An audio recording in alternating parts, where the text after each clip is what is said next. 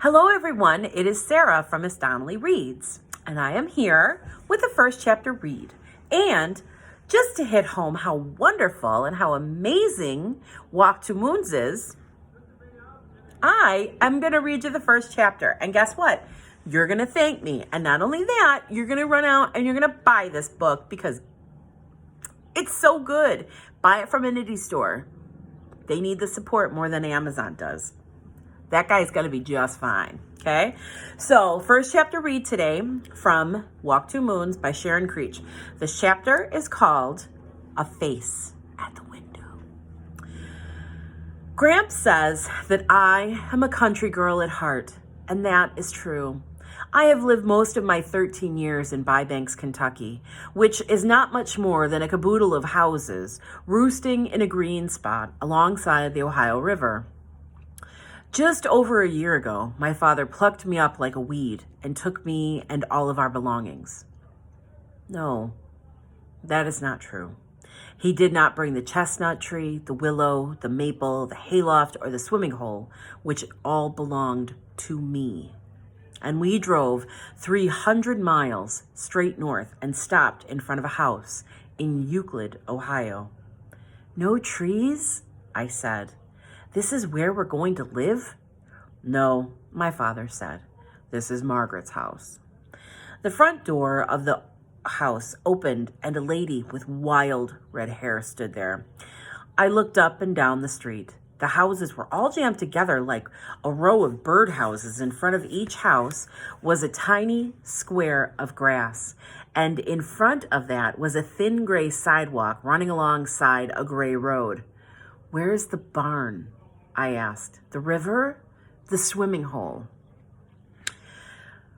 Oh, Sal, my father said. Come on, there's Margaret. He waved to the lady at the door. We have to go back. I forgot something. The lady with the wild red hair opened the door and came out onto the porch. In the back of my closet, I said, under the floorboards. I put something there, and I've got to have it. Don't be a goose. Come on and see Margaret. I did not want to see Margaret. I stood there looking around, and that's when I saw the face pressed up against an upstairs window next door. It was a round girl's face, and it looked afraid.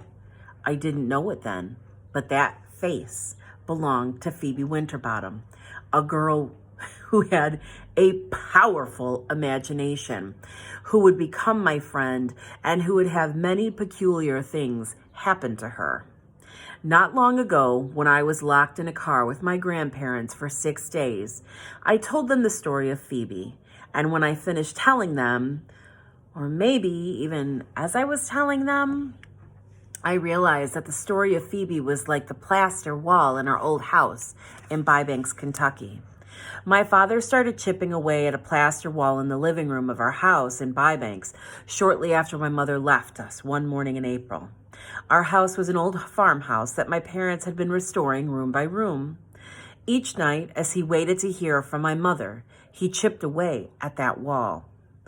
On the night we got the bad news that she would not be returning, he pounded and pounded on that wall with a chisel and a hammer. At 2 o'clock in the morning, he came up to my room. I was not asleep. He led me downstairs and showed me what he had found. Hidden behind the wall was a brick fireplace. The reason that Phoebe's story reminds me of that plaster wall and the hidden fireplace is that beneath Phoebe's story was another one.